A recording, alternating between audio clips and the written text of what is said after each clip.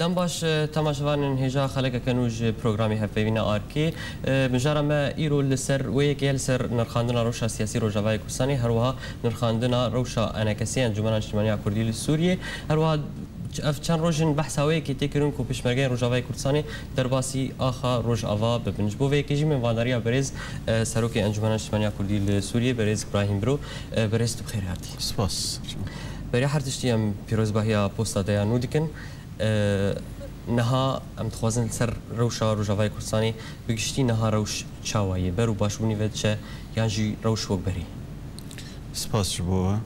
شخوا سروكتيا انجماني يعني مسؤوليتك وبارك وام بهفيني ام كاربن دوي دما كرد اك شش ماهز كاربن بر برسيارياوي بكم ام كاربن كاركي بكن روشا روج اوای کردستان روشا کردستان سوری روشا گلک خراب تی درباست به جحمو آلیاده يعني تشج آلیه آبوریده و تشج آلیه پنابریا ملت ما يجوج هندر در كتي دروا ويجوج هريمن دنتين هريمن هنكي آرامتر وجاهمو آلي هي زحمتر إيريشة جل سر كردستان سوريا تنكرن ودفرك جمرت زانب وبمين آرام تنهي ترسل سر حردة فري هي تشاوا لكوباني تشاولت الأبيض تشاول حسكي ولت التمر حر درجي أو ما ترسي هي روش خراب به جبرولو جي إيرو مسؤولية جلكي مزن جما وك كرد بالتواي جماعتي خواستن أم كاربن كاركي بكن نتهني بس أم كونغراتشي كانوا أم لسر مديا در كفن أو ببن كاركي لسر عرضي جما تواتي خواستن باش بحث روشا حسكي يكون جرمه حسكي روشاي پر خرابه بهزاران خلق جي كوجبر بنا بنابريان جي مالي خدر كتنا نهاوكو انا كسي وافرش تشاو دي روشا حسكي بين روشا حسكي جي يعني برب روشا كوباني درا هجر تشتك شار سريك شرنا يكرن روشا حسكي هنكي نزل عليه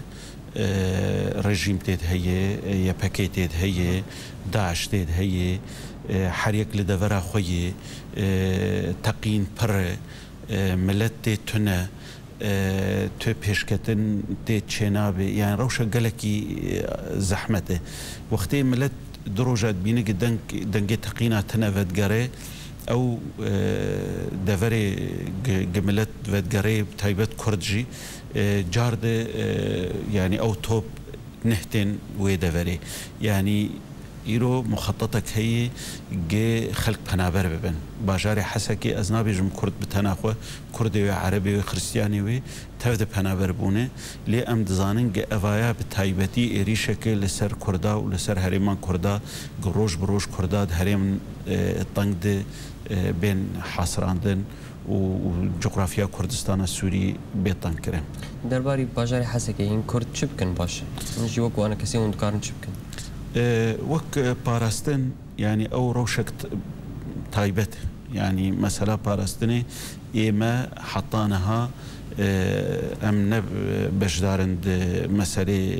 عسكري دي أمي ورسنا عسكري دواري دي ام وك انا كسي يعني ما داخوياني در خستن ومجملتي وخو خاص وقت قلت نكار باراستني بكي تاني تشتندن يعني تشتي انساني بكي يعني ام دنا ملتي خود او مسألة كاربن خلقي عامودي خلقي قامشو خلقي دربيسيه كاربن وان اهل ما يحسكي كاربن هناك يبجي بكن كاربن هناك الي كاريه بوان بكن لتفي ولو ام ظن ام قال كي ضعيفا جبر وقت كارثتك تيسر ولاتك تيسر ملتك دولتي دنياي تفدي دعوة آلي كاريه بكن تيريناكي انا هات شتي ما بتعرف خديتي واجر قام شروتيم ادبيم خلكي ما يحسكي روشه قالكي زحمه درباز دبن ازيفيجي بيجم يعني تشتا إيرو آلي كاريد ببهتر آلي رجيم آلي كاريد قدمين أم نوك أنا كسي ونوك آلي دن تفدمجي يعني تشتكي آلي كاريا إغاسيش خلكرنا قدمين أدبينم أو هلال الأحمر إيه قريداي برجيم سوري في أو هناك خوارن دو دخل كي أو جي يعني هناك زحمتي تيد هي هناك بسر هناك تفضيل دكين جبر تو جهتك آلي كاريج مر تقديم نكريه أنها يعني ما وك أنا كسي يعني دريا بيوندي درفرجي ودريا وك سروكاتيا أنا كسي جي ما دنج خو يعني جهاندي هن جهاتي دوليجي ما جهاندي هرما كردستاني جي دفي آلي كارين هنكي بلزبي دواري غاسيدة أمكار هردم ونبحث هرما كردستاني كن هرما كردستاني وندنا ائتلاف دنا ائتلاف لإدلب بيش آليكاريا بيشكش ديكال همو دافرين سوري شمال دافرين كردي بيشكش كرنا آليكاريان قلصة براستي ونجينا خوازنيان جي أو نادر أو يعني از ناب بردف كي ائتلافي وكيمانية ائتلافي هن كيمانية ائتلافي هن لأمد زانن دفي فترة يعني في صالة داويدة ائتلاف قلقي ضعيفة جعلي إمكانات قوي مادية جعلي دعم إغاثة ده يعني نل دفري ما ونل دفري دن بواجب خوا رانبويه يعني دوقت يعني بنابريا كوباني ائتلافي باش او آليكاري جيم بيجون آليكاري بري نها بهتري جارك هاتي كرن شب كوباني ر شب جزيرة ر تشبو مجالس محلي نلقور وي أستا خستكيا مطلوبة ري بيجومان يعني ائتلاف إمكاناته وي قلقي محدود وأن هاد في فترة داويد بتايبت يعني ائتلاف حتى جواتي خل سر حساب خوا هنكي دكي يعني ام خوتني بائتلافي وقريدن انه دوي ائتلاف جمر تشتا بيشكيش بكي يعني وكي مانيك به يعني دوي ام خودنجي خو بجين الدنياي لي وقت تشتغل لجم ائتلافي هبه بيجومان دوي ام شريك بن ودوي آليكاريك مباشر ائتلافي ربي تقديم كرن يعني تشبو هرما جزيره بجبو كوباني بجبو عفرينه به تفق بري انها هن آليكاري هاتن كرن يعني باش انا كسي بشتي كونغري خويا يددوا يانجي انا كسا بايد دوا يانجي انا كسي بشتي كونغري سياق وقف مهك شويه وتشجد هيد نابرا حردو دمان ده دما نابرا كونغري دوسياده شخو قالك اصلا تشيبون قالك زحمتي تشيبون جارد اوري كفتني قمات كرن نكهان سري يعني او مثلا شركات ياقل سر عرضي تشيب بجينبو جبر اليدن التزامات خو تجاه وان اتفاقات نكرن وك انا كسيد هندري خود جي هنكي زحمتي واستنجي جير تشيبون هن بارتي دركتن هن هاتن هن اجراءات بون هاتن ستندن انا هاي فيامات بشتي كونغرس سياده يعني ام تبدا آليكار بن بهوره يعني كسك هيئتك تناخوا امان العامه يا رئاسه انا كسي نكار معجزاتها تشيكي يعني انا هب آليكاريا فان مكوني سياسي وكسي سربخوا وجنا وقرطه يعني ام تشتي لسر خوا ايج ام كارم بكن امي بروج يعني ام تاجيل ناكم ما وصاله تشتي جماتي خواستن وقت تفعيل مكاتبه خوا او اندامي قاربن جي خود كيجان مكتبه ببينن امي وجه الي خود بكن لي تشتن هن نقري داينه بامكاناتي انا كسيفه تشتن قري داينه دواري عسكري دجي دواري اغاثي دجي قري داي بتكليين درفر قري داي بمساله اقليميه بمساله دوليه او جي لجان خو مكاتب خو ما تشكيل كرن تشبيونديه درفه به مكتبه اغاثي به جبوي تكلياب خلكير بك وكاربه هنكي روشا ملد هندرد خوش بك او جانب الدنيا عسكري وقت جو ام دورتين سر ام ويجي بحث بك ناكو كين دنافا انا كسيده حتى انا هاجي بشتي كونغرس ياجي حكومتي بيتشاوا بارتيا بيشلرو كشان سدما ويفك شاندني تشو براستي اي وك هات قوتن سرع هاندني وكونغري روشنا مفانيجي تشيكرن يعني بتايبت جبوي فارق الدنقا هالبجارتنا لجنة بيوندين درفته هوالي بيجورو هناكي لسروينا عادزي تشيبو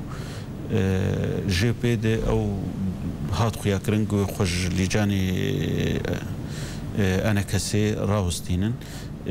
ام جالي خد وك انا كسي وك احزاب جي وك خلكي سر بخوش باركي قرادبن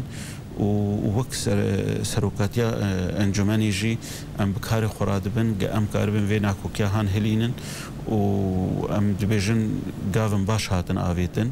يعني ام بين بارتيا بيجورو يعني وبمين بارتيك بن جهيد هندري انجماني دو كاري قجبك والهريمة كردستاني نهاون شتكن هاتن هيك يعني ما امنوك بنافي رئاسة انجماني هاتن جبر ازوك كسكي هاتم هالبجارتن رئيس مكتب أماني لأم بينش كس رئاسة مكتب الأماني دنا يعني ما داي برجع بخوة بشتي فترة عيدة أو برنامجك ما هبه أمي بين تذكار بكن يعني دهون درجي ولدرجي لي أنا ها كارن هنكي تايبت هبون جبر تشتن بري جب مفقري دايبون نب دالي أنا كسيدة مثلا وك بارتيامن يعني دهون دري أنا كسيجي وك لجنة بيوندية دربة يعني هن كاري مفهاتون قريدان ما أوها سريكرن وأميج چند روزی دن پشت عیدی بده او برنامج کی می مکثف هی می کاری خود باشه هاتراک هندن کو دو و جوینک به سکرتری پارتیا پیشورو بریز حمید حجدروش کرد ناوی جوینه چیه بری ازو ما مستا سعود ملا وك يعني سكرتيرين دو بارتيا هناكي او هات خويا كرنجو خلكي جو بحث كري ودراغ هاندني جي انه وك هناكي دلماني ج بارتيا ما تشيببو اما ما دي واجبك يعني ما قياده بيجورو الهندر جدي وما مستحمي جدي وما باش بهفر اخفين او تشتاق سدما جبوه نار او ستاندن تشي ببو يعني قالك تفاهم دنا مذهبه وما مستحم يجي قالك يعني بدل خشيه او بيشوازيا جماركر وداخويا كرنجي قفناكو كي تشتكي طارئ وبمين جيواند انجماني دي ود هيئات انجماني رئيسي دي جوي كاربكن دفي تاني اف مسألة الاجناب هوندية دربة يعني ام احترامه وان دقرن هنكي قريداي بجواتي وان في قريداي بقرارة قيادة وان في دفي انفيج احترام بكن يعني ام نكارنج ما مستح حميد يا جهوالكي مكتب سياسي تاني بخوازن انه موقف كيدن درخيني يعني او بريارك قيادة بارتيا بيجورو درخستبو اوان جي خواست انه اف بريار بوي قيادي في قريداي لان هيفين بروجي ميزيك بچار سرب چونا پشمرگه امی بحثای بن لبشتینا بری جارگن التفت کرد بری تماشاوین هجان برکه کرد جارکدن لوفت کرد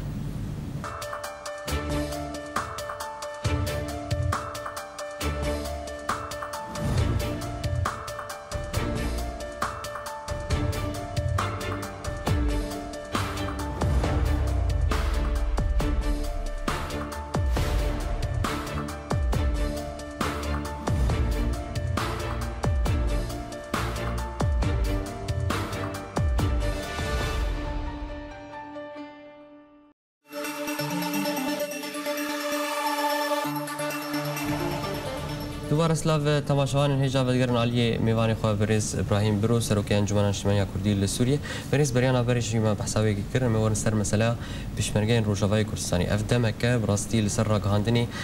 گل کی بحثاوی کی تکرن کو پیشمرگین روجاوای کردستانی در باسی نوا خاکا روجاوا لسر وی کی چل جمعه جبو پیشمرگین روجاوای کردستانی شقوجي تقدير واحترامي ونجي بازاراني ام بازار السروان بكن يعني خلقك هاتي رحقو جاني خو آمادهی که بدجبو برگریا ولاتي خو تاني او استنجيق حطان هات شي دبون هيجي هنه يعني داوية او ركفتنا دهوكي جبوك ام كاربن كاري عسكري بهافر فكن او جي تفدمي التزام بوينا نكر وتشتك جمرجعيه نهد دركتن جاليه وري عسكري دو تبيش كتن چين ابو ما وك انجمن اجتماعي كردي د كونغري خوي سياده مجار د تاكيد كر وكي ركفتني مي بريده انه هيزك عسكري انجمن اجتماعي كردي هي اف بيشمرگه بشك جوي هيزه هانينه ام كار دكن لسر تفاهمك وبريارة ما دو كونغرت جي او بو او تفاهم وقت ام بيجن نلع زمانه ويتشيب او تفاهمه تشيب يعني هم ام وك انا كسي بي معنينه هم هريما كردستاني وك جهتك اف بيشمرگه تدريب كرن وتأهيل كرن وآلي كاري بوار كرن هم جي طرف دن تفدم وجناحي عسكري يبهك يقول عرضي كاردك افتفد في تفاهمك تشيب هرما كردستاني يعني جدمك دريج دي كاركي مزنج بو فينادك لي ازبهورم هن آلي كاريه دولي جيد في آلي تتنكرن بتایبەت ئالی تەحالفدە ئالی کار بە ji بۆ نزیکبوونا me ئەمکارە بن ڕەنگێکی شریکاتیە هەفتۆر بکەن و دەرباز بن ئەو مەسائلێک سەر دەقا و سەر ڕۆژە و دەربازکردن و ئەوایە ئەدبێژم هەنێک وەخت ژێردوێ لێوێ ئەو وەختایە لەزبوونێک لێبێکردن ji ber ئیرۆ هەرێما کوردستانیش هەموو وەختێ بهتر دەبن خەتەرێ دەیە وم بەهۆرن یعنی ئەم وەک کورد ڕێزێمە نەیەک بن یعنی تشتێک ئیرۆ ئامادەبوونا دژی داعش تێکردن لە عێراقی وانج دەڤەرنا ji ئەمبار یان ji مووسڵێ دەرخینن یعنی ئەو مەترسی gelek mezin heye wê li ser herêmên Kurdî li Sûrî wê zext bêhtir çê bibe ji ber wilo jî divê berî em têkevin karîsetek nihde em karibin hêza xwe ya eskerî tevde û bi hezara xortê îro nel vê hêlê û nel wê hêlê eskerin آماده ببن و تفلي جيبين عود يا لقل بريز حميد حاج دروش وبحثا بشمرجين روجافاي كورساني درباس بونا وانكر كلوي درباس من يانا بيقومان سر هبدو والسرويك يول هبدو كر بيقومان او خلاف تنه يعني ده موضوع درباس كرني ده تاني اطار تفاهم ده وقد بجم يعني ما مستا حميد درويش بخوا هنكي بكارك راببود في آلي ده يعني چبو قندیل جی چبو جم جناب سروک جی یعنی هن کار کریه او جویناوی یا بکجه یا قندیلی چه جور بود درباری بین او وی هن تشت دان خویانی کرن و هن تشت ناجی بد خویانی کرن لی یعنی ادبجم مساعین باش بیراد به یعنی او مساعی ای خیر خوازیانه ایگه یعنی تفاهم زود چه به يعني او كاري بيرا بويش بو تفاهمك زود شي ببي والهفهاتنك شي ببي او بيشمرقه كاربن درباس بريارا وچو يانجي او كساتي الحالي خوش نو ما مستا مبادره كربو جناب سروك بريويدي تبو چبو قنديل جي بلكي هن اطراف الدنيا معني جديد تبن يعني جهدكي تايبت كربو ورز ابراهيم خلق تخواز الناس بكن ويقف بيشمرقه درباس بن يانا توافقك دولي هي براستي خلق تخوازن في ناس بكن لغوري إما دانستندني ما بدولتي يخدي قرار أم تزانن يعني قالك ضرورة هي أف بيشمرقة درباس بن أم وكرد شخو أم بينين قالك تحدود تنبي جوان بيشمرقة بالسكنين جبرقة أم بحاجتي في قوتين قالي كاربي جبو دفاع بر كردستان سوريا بكي يك آدن يك رنگ يك آلي تاني نما كاربكي يعني ام هشكرت بيجن امنا يعني برادر ميدن وقتي يعني ام تشتكي ولو سرا غاندن بيجن غوتنا وخبرها وتهديدا جمرت شينن نا امش قيمته وان كيم تكن ايرو جبهه شر لدجي كردا قلكي فرابويه هاجر اف بيشمرغا و اي كسي كاري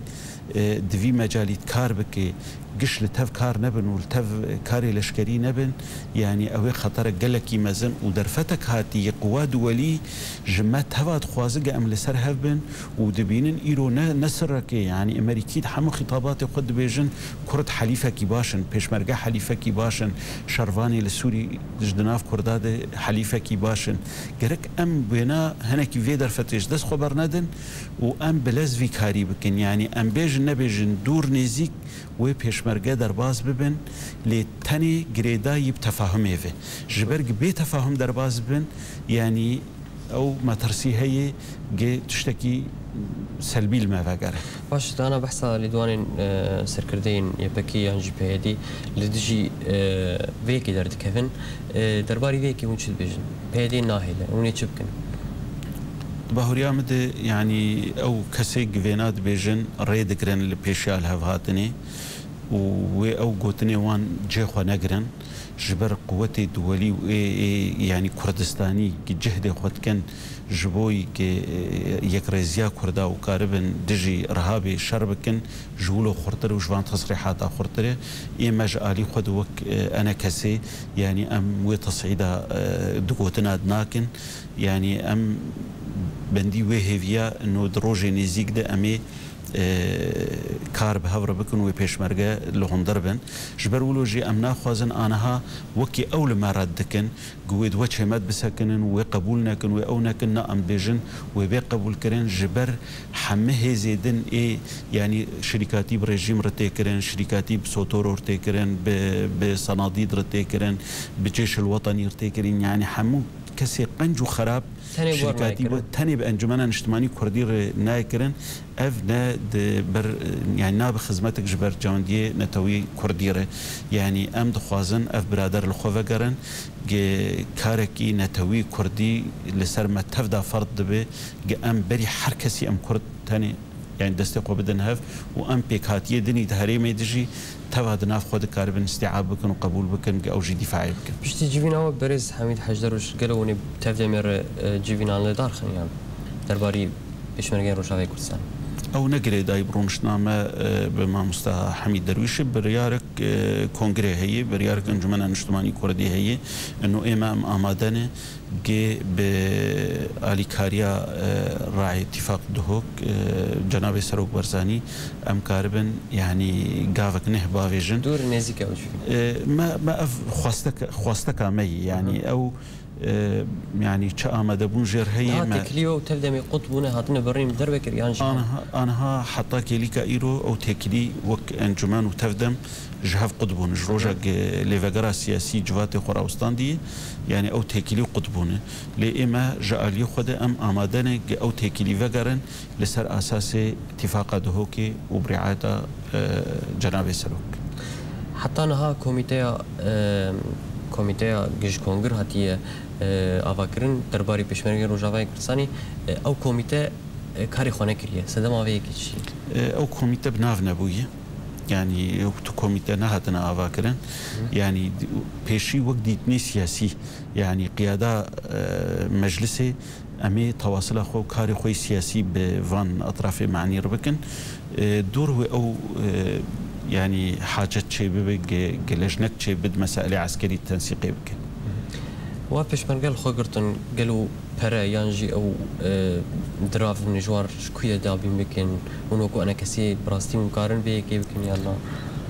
نبيقو من امكاناتي انا كسي تنجبر انا كسي هات عزل كرند ميداني دي مسألة عسكري ولوج مسألة إداري إما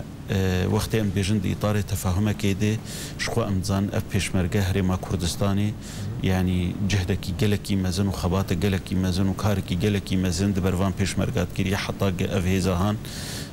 خودي خبرت وخودي قوت هاتي آواكرن شبولو جن بيجن دي اطار تفاهم كيدي اف تفاهمهان ويدنا برا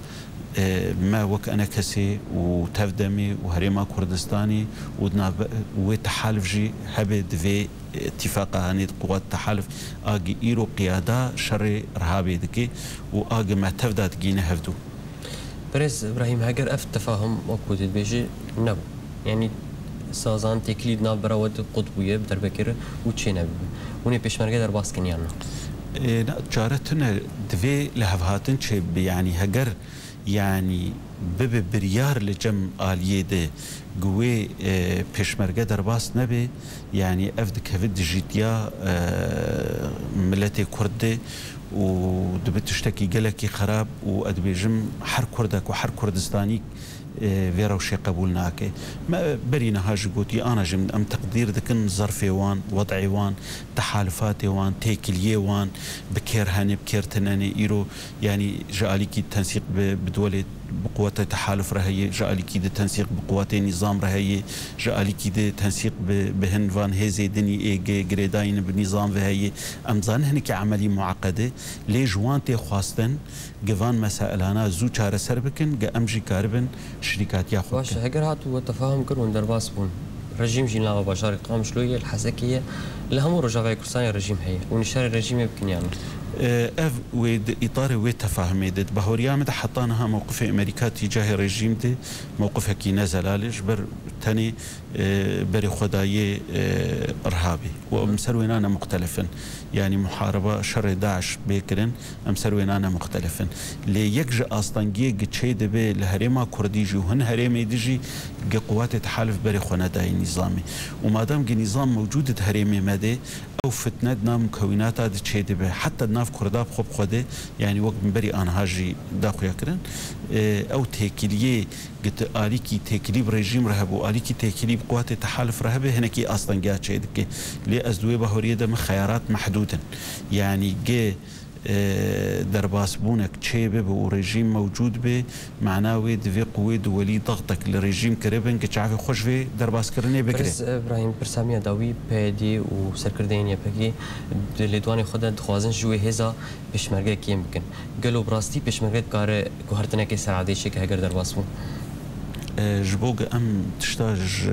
حجمي طبيعي درناخن ونكن يعني وقت ام اعتمادي سر بيشمرقت كن قالك مبررات مهني يكجي يعني قوتها السر عرضية نرنقك به وهجمار نبي بدو ونبي يبكي وبيشمرقه بحضارة خلق وتفلي ببيني آدن اف قوتها بيشمرقه قوتك مدربة وكتي شرطة لهريما كردستاني كتي شرطة شر داعش كريه يعني آدن هجمار برتبه يعني هجر إيرو ام بيجن قد 10,000 شروان بن ببي بيست باشه هجا بيست ببي بتشل باشه يعني قالك مبررات هني جيب هاتنا بيشمرقه قوتها كردا ندب دجار دب دهجار بله قالك سپاس بريز ابراهيم رو سروكي انجمن اجتماعي كردي لسوريا كويروت مرة بشتر سپاس شو تلفزيون بله تماشاوان اینجا سپاس بوجی هر شاد و بختوان